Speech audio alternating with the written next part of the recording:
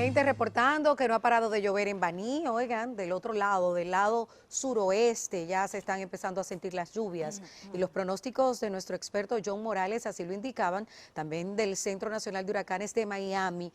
Ayer ellos en su último reporte indicaron de que las ráfagas de vientos, también los truenos, las lluvias, estarían presentes en el territorio nacional durante varios días. Sí. No solo con esa salida del ojo del huracán, que por cierto, desde hace 18 años no teníamos un ojo de huracán que toque tierra en el territorio nacional y lo hemos tenido ahora con Fiona.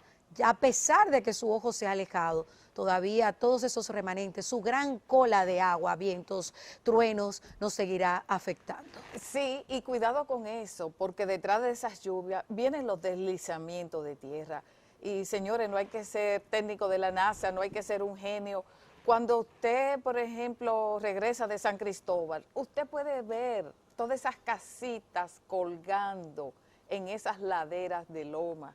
Y esa gente, señores, están en peligro. Ojalá que la defensa civil se apersonara por esas áreas tan vulnerables, tan propensas a deslizamiento de tierra y lo sacara a la gente de ahí en lo que pasa el peligro. Y la Así crecida de los ríos, también, de los afluentes, ahora es que puede manifestarse con la saturación de los suelos, esos deslizamientos e inundaciones pueden estar presentes. Ahora es que hay que estar muy vigilantes y alertas, como nos dice Narda Mejía a través de nuestro chat en vivo en YouTube.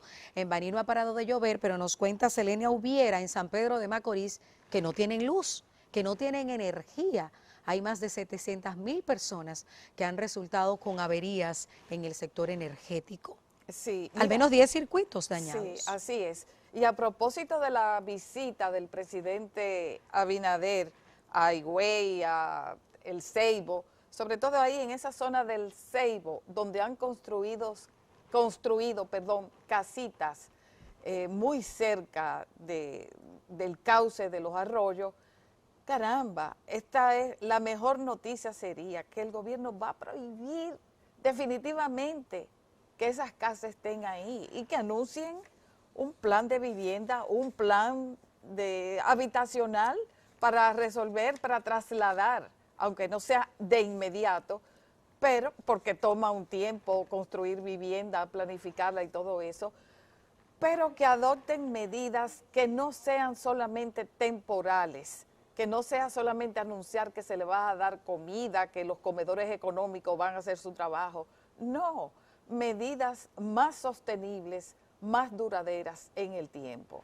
Mariana Suárez indica que su familia vive en Villaverde, pero que no se ha podido comunicar con ninguno de ellos. Es una situación que se repite.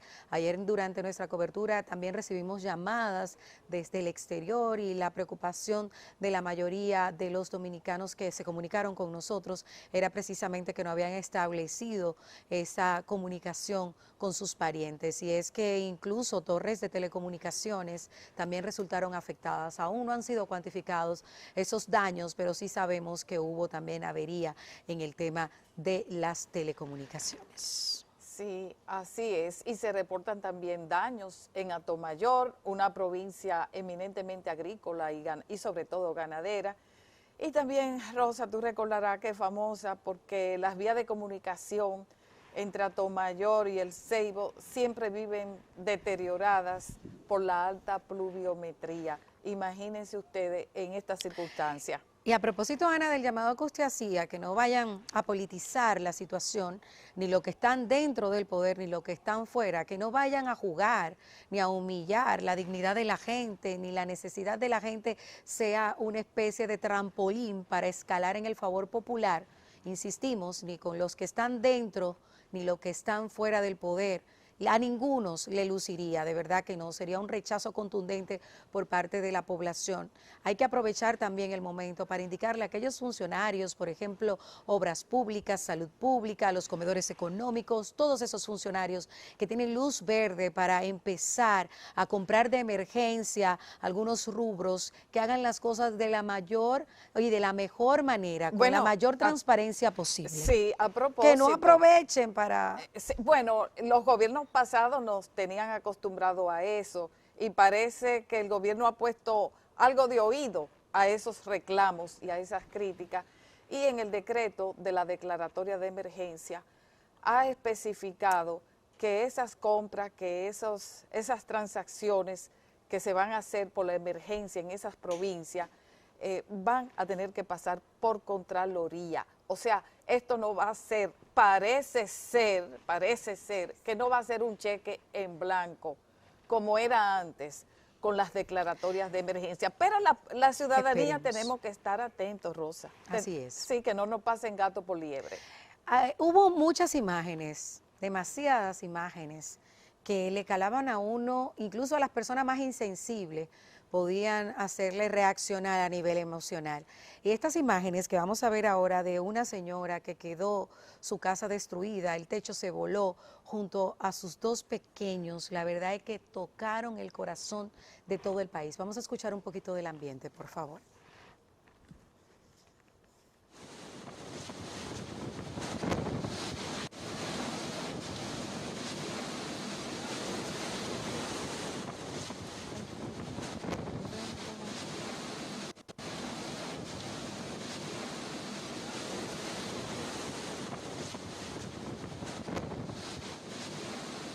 Ahí están los fuertes vientos, despegaron el techo de su vivienda y miren cómo se ve ahí rápidamente la señora tratando de aguarecerse junto con sus dos pequeños en una de las paredes que todavía estaba de pie. Un drama muy humano, doloroso, que habla también de las carencias de aquellas personas que viven en casas muy vulnerables.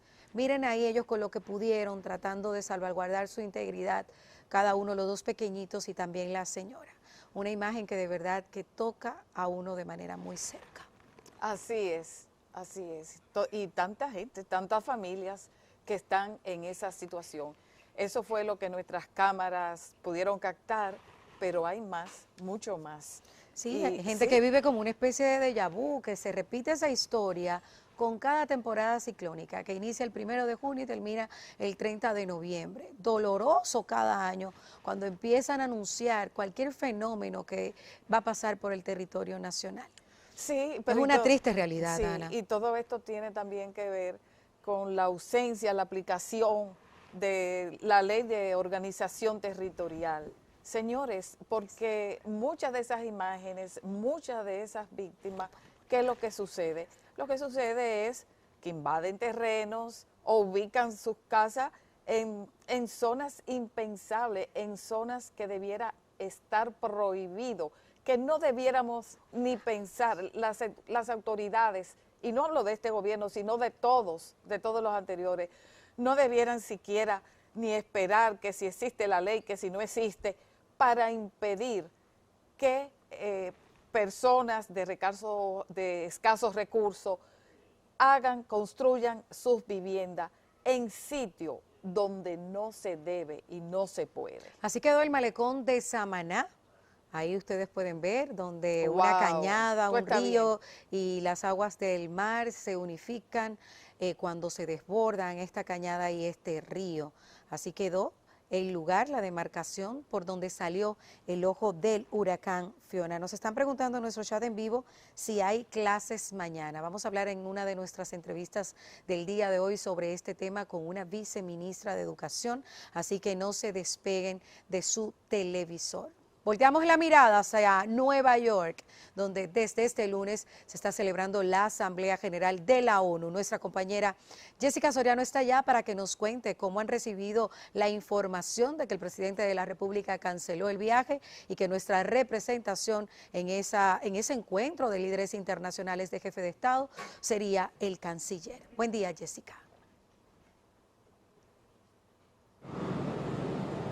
Gracias, muy buenos días. Así es, Rosa. Me encuentro ubicada justamente en una zona de los alrededores de El Bronx, a donde el tránsito está bastante congestionado hasta esta hora de la mañana. Las personas que se dirigen hacia su trabajo cotidiano. Sin embargo, en la zona de la sede de las Naciones Unidas, pues se ha intensificado los niveles de seguridad, dado la cantidad de presidentes que vinieron a participar. Se estiman al menos unos 140 jefes de Estado que vinieron a participar de esta Asamblea General de las Naciones Unidas. El presidente tarde de la noche, luego de haber pospuesto en 2 ocasiones su viaje a esta ciudad, pues decidió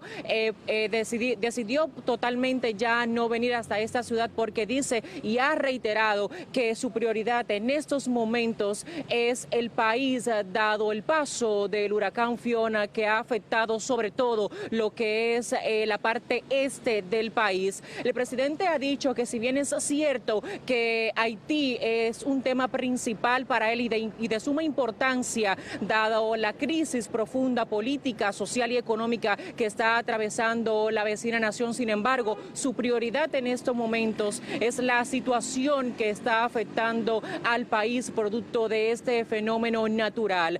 A Noticias SN, una fuente de entero crédito reveló que en su lugar sería el canciller Roberto Álvarez el que dirigirá un discurso ante los miembros de la Asamblea General de las Naciones Unidas. Sin embargo, esta información hasta esta hora del día no ha sido confirmada por las autoridades. Hay que destacar que el mandatario tenía una serie de encuentros bilaterales, entre ellos con representantes de Costa Rica, Panamá y Ecuador. Sin embargo, no se sabe si será el canciller quien va a continuar con estos encuentros aquí en la ciudad de Nueva York, con el que buscan fortalecer esos lazos entre distintas naciones. También se tenía programado para este viernes una rendición de cuentas por parte del presidente Luis Abinader, precisamente aquí en el Bronx, con esa comunidad dominicana que tanto aporta a la economía del país. Sin embargo, tampoco se sabe si esto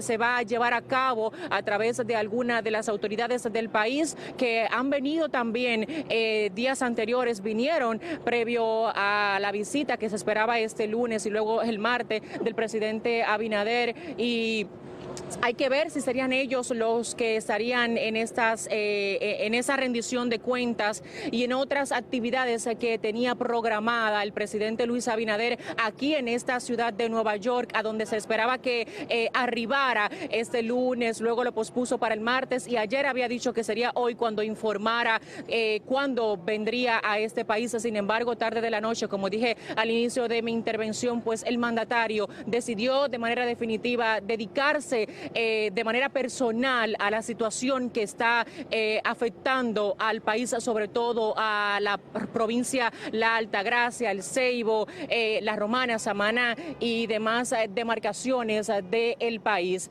Pues aquí todo está transcurriendo con total normalidad. Se espera, como dije, que sea el canciller, aunque no ha sido confirmado, que dé este discurso, y que se ha dicho desde un principio que su tema principal sería pedirle a los organismos internacionales que vayan en auxilio del vecino país de Haití.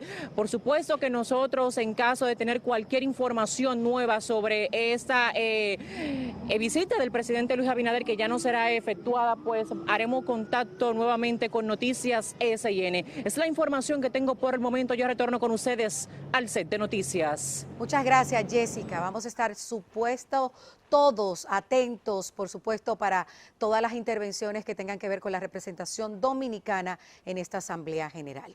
Usted mencionaba, Ana. Ay, México, sí, porque no solamente República Dominicana y esta parte del Caribe está siendo afectada por fenómenos naturales.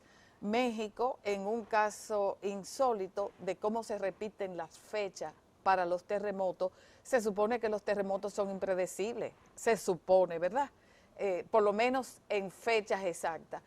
Y ayer sucedió que, bueno, había sucedido lo mismo en 1985, cuando México fue afectado por un sismo muy importante, arriba de 7 grados.